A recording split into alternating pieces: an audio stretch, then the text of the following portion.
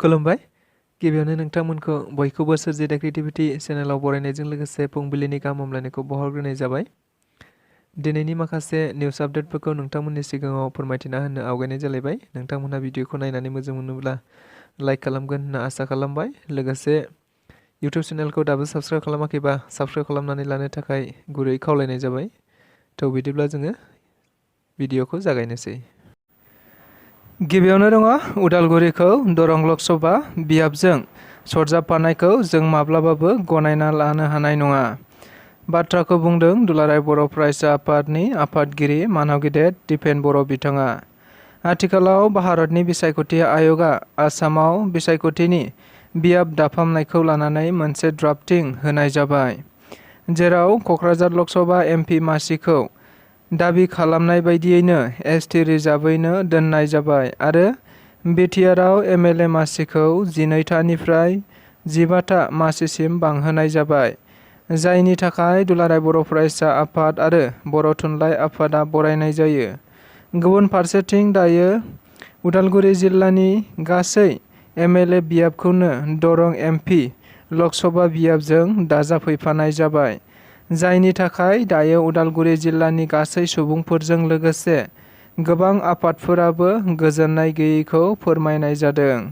नंगौ, बेखौ लानानैनो मैया उदालगुरियाव दुलाराय बर' फरायसा आफाद, बर' थुनलाइ आफाद, ट्राइबेल संघ, आइजो अनसाय आफादजों लोगोसे गोबां आफादफोरा जथायै सावरायज्लायनाय जायो होनना मिथिनो मोननाय जादों।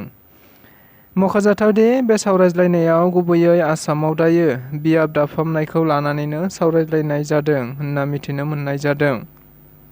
थारैनो बे हाबाफारियाव बाहागो लानानै दुलाराय बर' फरायसा आफादनि मानगोनां आफादगिरि बिथाङा गोजोननाय मोनैखौ फोरमायदों आरो उदालगुरिखौ दरं लकसभा बियाबजों दाजाबफानायखौ माब्लाबाबो गनायना लानो हाया होननाबो खौरांगिरिफोरनि गेजेराव बुंथिना होबावदों। फारसेथिं बर' थुनलाइ आफादनि गाहाय नेहाथारि बिथाङाबो गोजोननाय गैयैखौ बुंथिदों आरो बर'फोरखौ जावले जावले नासयबाय थादों होनना खौरांगिरिफोरनि गेजेरजों बिथाङाबो बुंथिना होबावदों। धेमाजियाव दुलाराय आसाम फरायसा आफादा मोनसे साइकेल रेलि लानाय जादों। लोगोसे बे रेलिनि गेजेरजों आसाम सरकार हाय हाय, सोलोंथाइ मन्त्रि हाय हाय बायदि बायदि स्लगाननि गेजेरजों धेमाजि जिल्लायाव आसाम सरकारनि हेंथायै होसिख्रावनायखौ नुनो मोननाय जादों। नंगौ, जाहोना जाबाय आथिखालाव आसाम सरकारा थाखो 6 आरो 7 आव बिगियान आरो सानखान्थि आयदाखौ बोखारनानै इंराजि बिजों खालामनो नागिरनायनि हेंथायैनो जादों बे सोमावसारनाया।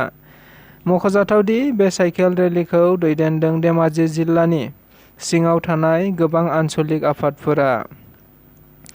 बिटिआर सरकारा हानि फोरमान बिलाइ रानदों। गोबां रायजो राजाफोरनि मोखाङाव मिनिनाय आरो गोजोननायनि खरागखौबो नुनो मोनदों। दानि प्रमद बर' दैदेननाय बिटिआर सरकारा गोबां समाव बिटिआर ओनसोलाव हानि जेंनाफोरखौ गुबै थांखि लानानै गोबां सुबुंफोरनो हानि फोरमान बिलाइफोर राननानै होबाय थानायखौ नुनो मोनबाय थानाय जादों। थारैनो बेबायदिनो मैया आरोबाव उदालगुरि जिल्लानि सिङाव थानाय 2 नं सागिलजार गुदि फरायसालिनि दरखं मोखाङाव सागिलजार गामिनि रायजो राजाफोरनि थाखाय 2006 मायथाइनि आसाम फरेस्ट आयेन जोहै फरेस्ट हायाव थानाय गोबां नखरफोरनो हानि फोरमान बिलाइखौ राननानै होनाय जायो होनना खौराङाव मिथिनो मोननाय जादों। बारग' भलान्टियार्स फर्सआ आथिखाल बियाब दाफामनायखौ गोजोननाय मोनाखै, मोनसे खौरांगिरि मेलनि गेजेरजों बिथांमोनहा फोरमायथिना होदों। नंगौ, आथिखालाव भारतनि बिसायख'थि आय'गजों फोसावजानाय बियाब दाफामनायनि ड्राफ्टिं बिलाइआ ओंखारबाय, जाय ड्राफ्टिं बिलाइखौ लानानै गोबां सुबुं आरो दोलो आफादफोरानो गोजोननाय मोनैखौ फोरमायबाय थादों। थिग बेबायदिनो मैया अल बड' एक्स भलान्टियार्स फर्सआबो गावसोरनि गोजोननाय गैयैखौ मोनसे खौरांगिरि मेलनि गेजेरजों रोखायै फोरमायथिना होदों। लोगोसे बिथांमोनहा थार बिजिरनाय मोननांगौनि थाखाय फैबाय थानाय समाव सुबुंखान्थि बादियैनो बायदि बायदि हाबाफारिनि गेजेरजों सोमावसारलांबाय थागोन होननानैबो खौरांगिरि मेलनि गेजेरजों गोख्रों रावजों बुंथिना होबावदों बिथांमोनहा।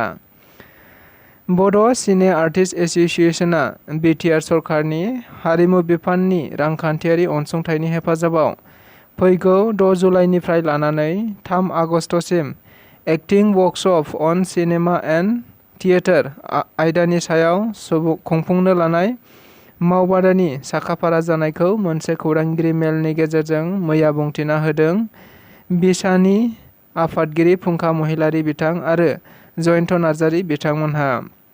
नंगौ, आथिखालाव बर'फोरखौ थारैनो सिनेमा बिथिङावबो लासै लासै दावगाबाय थानायखौ नुनो मोनबाय थानाय जादों। बेखौ नोजोर बोनानैनो बिथांमोनहा सिनेमा आरो एक्टिंनि सायाव बे सावराय जथुमखौ लानाय जादों। थारैनो बे सावराय जथुमाव गोबां रायजोनिफ्राय गोबां रोंगौथि गोनां फुंखा सुबुंफोरा बाहागो लाफैनाय जागोन होन्नाबो बिथांमोनहा फोरमायथिना होदों। लोगोसे जोंनि ओनसोलाव थानाय गुबुन गुबुन जिल्लाफोरनि सिनेमा लाइनाव गोसो गोनां सुबुंफोरखौ बाहागो लाफैनो थाखाय खावलायहरबावनाय जायो बिथांमोनहा। मोनसे जोबोद दुखुनांथाव खौरां। धेमाजि जिल्लानि सिलाफोथार थानानि बेन्दोङाव थानाय मोनसे राजा लामानि साखाथियाव मोननाय गोथै सह'खौ सिनायथिनो हानाय जाबाय। गोथै सह'खौ 2 नं रामपुर गामिनि गुनुत गयारिनि फिसाज्ला गबिन गयारि होननानै सिनायथिनाय जादों। नंगौ, बे गोथै सह'खौ मैया फुङाव मोननाय जादोंमोन आरो ओनसोलनि रायजो राजाफोरा फोरमायनाय बायदिब्ला बिजों लोगो जाग्रा लोगोफोरानो बिसोरनो बुथारदों होनना सन्देह खालामनाय जादों। लोगोसे मानसिखौ मोजांब्लाबो गाज्रिब्लाबो बेबायदि बुथारनो नाङा होनना बुंथियो आरो गबिन गयारिनि थैनायनि थार बिजिरनाय मोननो थाखायबो रायजो राजाफोरा खौरांगिरिफोरनि गेजेरजों दाबि खालामदों। धेमाजि जिल्लानि जुनायाव हरखाब गारिनि जाब्रबथाय, सासे सुबुंनि जायगायावनो जिउ खहा। मिथिनो मोननाय बायदिब्ला जाथाया मैया मोनाबिलियाव जादों। जुनाइनि 515 नं राजालामायाव गंसे बाइक आरो गंसे मेजिक गारिया मोखांजों मोखां सौग्रावलायो, जेराव बाइकजों फैनाय लादांगुरि गामिनि लख' बसुमतारि होननाय मुंनि सुबुङा जायगायावनो जिउ गोमायो। लोगोसे सासेबाव सुबुं सुरज मरगाबो गोब्राबथार जोखोम जानायनि थाखाय गाहाम फाहामथायनि थाखाय डिब्रुगड़ देहा फाहामसालिसिम दैथायहरनाय जाबाय होननानैबो खौराङाव मिथिनो मोनबावनाय जादों। बेजों लोगोसे दिनैनि रादाबा बेखिनियानो। नोंथांमोनहा जुदि नायनानै मोजां मोनदोंब्ला इउटुब चेनेलखौ साबस्क्राइब खालामनानै लागोन होनना आसा खालामनाय जाबाय। स' गोजोन्थों।